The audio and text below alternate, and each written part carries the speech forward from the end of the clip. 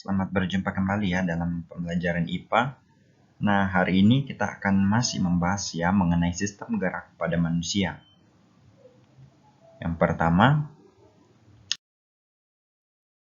mengingatkan kembali buat anak-anak sekalian untuk menyiapkan buku catatan dan alat tulis. Karena seperti biasanya buku catatan dan alat tulis akan dikumpulkan. Dan masih ada ya yang dari minggu lalu belum mengumpulkan buku catatannya, belum mengumpulkan catatan untuk catatan mungkin catatan 1, catatan 2, catatan 3, bahkan catatan 4 ya. Silakan siapkannya supaya nanti setelah pembelajaran tinggal melengkapi sehingga bisa dikumpulkan tepat waktu. Yang kedua, menyiapkan handphone untuk keperluan pembelajaran saja ya, bukan untuk bermain.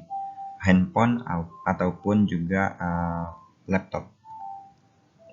Dan tentunya kalian dalam siap belajar ya, kondisinya bukan sedang rebahan. Jangan sampai belajar sambil rebahan, itu sangat membuang-buang waktu ya, nanti jadinya ketiduran dan catatannya tidak selesai seperti itu.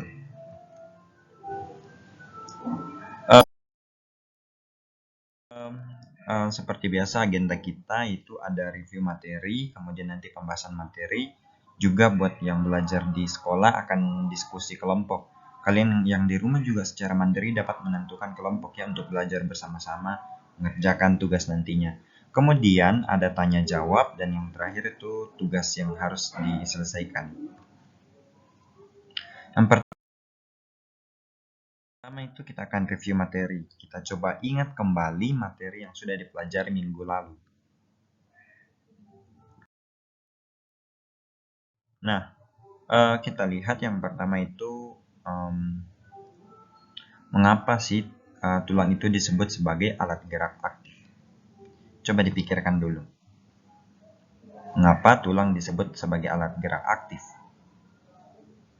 Ya, jawabannya adalah karena tulang tidak dapat bergerak tanpa bantuan otot. Nah, soal yang selanjutnya.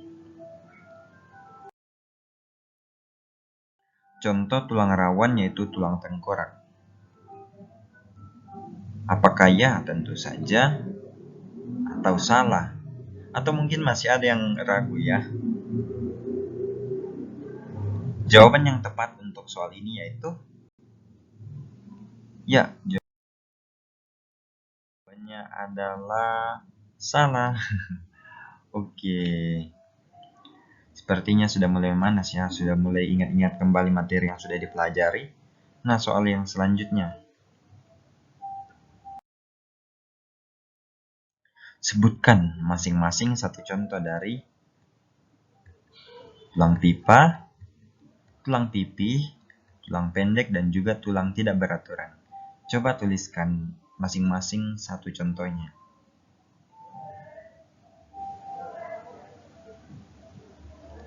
Kalau sudah, kita akan lanjut ke soal berikutnya. Apa sebutan untuk proses pembentukan tulang? Coba tuliskan nama lainnya atau istilah untuk proses pembentukan tulang. Apakah osteosit? Apakah osteoblast? Osifikasi? Atau osteoporosis? Jawabannya adalah osifikasi. Oke, untuk review materinya sudah sampai di sini ya. Semoga dapat membantu anak-anak sekalian untuk mengingat kembali materi yang sudah dipelajari sebelumnya. Untuk hari ini kita membahas tentang rangka manusia. Yang pertama, kita ingin tahu sebenarnya apa rangka manusia itu. Kemudian dua, menganalisis letak-letak atau bagian-bagian rangka aksial. Dan yang ketiga itu menganalisis letak dan bagian-bagian dari rangka apendikular.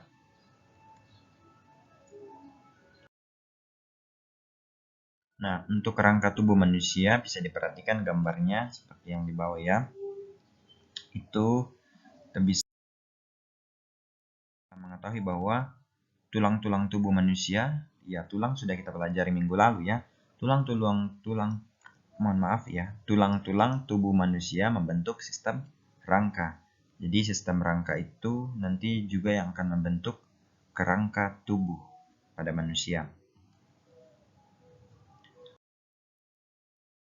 Fungsi dari rangka yang pertama memberi bentuk tubuh, kemudian melindungi organ dalam tubuh, menegakkan tubuh, tempat melekatnya otot, dan yang terakhir itu tempat menyimpan mineral.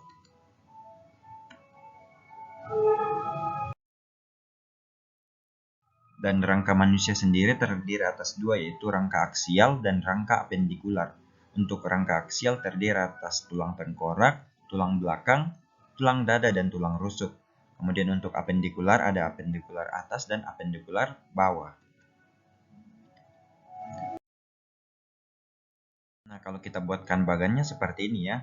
Jadi mulai dari rangka manusia itu akan membentuk terdiri atas dua, yaitu rangka aksial dan rangka apendikular. Untuk rangka aksial terdiri atas 3 bagian, rangka apendikular terdiri atas 2 bagian. Jangan sampai tertukar ya. Oke. Nah, sekarang coba kalian cari tahu tulang tengkorak terdiri atas apa saja, tulang belakang, tulang dada, dan tulang rusuk, tulang apendikular atas, dan tulang apendikular bawah. Coba kalian cari tahu dari buku ataupun dari internet bagian-bagian dari setiap tulang ini. Karena untuk tulang tengkorak sendiri ternyata masih terdiri atas banyak bagian loh. Tulang belakang juga seperti itu. Tulang dada dan tulang rusuk juga seperti itu, dan juga tulang apendikular sama halnya seperti itu. Coba kalian cari tahu. Nah, disinilah sesi diskusi. Kalian coba yang belajar di rumah, cari kelompok, hubungi teman yang bisa diajak untuk kerjasama, dan pastikan kalian punya temannya. Kalian harus aktif cari teman. Kira-kira siapa yang bisa diajak diskusi untuk menyelesaikan tugas ini. Nah, Bapak tadi menyampaikannya ada misalnya dari tulang tengkorak sendiri ternyata masih terdiri atas beberapa bagian. Kita bisa lihat ada ya batas-batas wilayahnya seperti ini. Bagian ini namanya apa? Yang di depan ini bagian ini namanya apa? Yang di hidung ini bagian ini namanya apa? Coba kalian cari tahu ya nama-nama setiap tulang tersebut. Tulang yang menyusun tengkorak manusia. Sama halnya untuk kelompok yang akan mencari tulang belakang. Ya, kalian coba cari tahu tulang belakang terdiri atas apa saja. Kemudian tulang apendikular atas terdiri atas apa saja. Apendikular bawah terdiri atas apa saja. Sejauh ini kira-kira ada pertanyaan tidak? Coba kalau ada pertanyaan segera ditanyakannya di kolom komentar di Google Classroom. Karena untuk yang di rumah pasti akan kesulitan untuk tidak mungkin ya bertanya secara langsung. Karena itu segera ditanyakan di Google Classroom. Bapak akan cek dan kemudian memberikan jawabannya ya. Nah, kalau misalnya tidak ada, silakan coba bagikan apa kira-kira yang kami syukuri dalam pembelajaran sepanjang hari ini. Untuk pembelajaran IPA, apa hal yang kamu sangat syukuri gitu setelah belajar?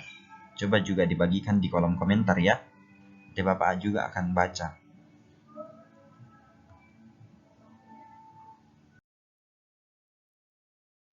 Nah, seperti biasa tugas kita untuk hari ini, cek Google Classroom, di situ ada catatan dan jawaban pertanyaan.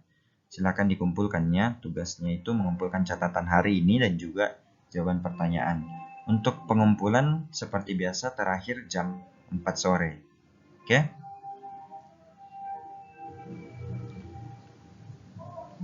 Nah, sekian untuk kelas hari ini. Oh iya, untuk hari ini juga ya. Sampai jumpa di kesempatan lainnya, yaitu di pertemuan besok ya. Sampai jumpa.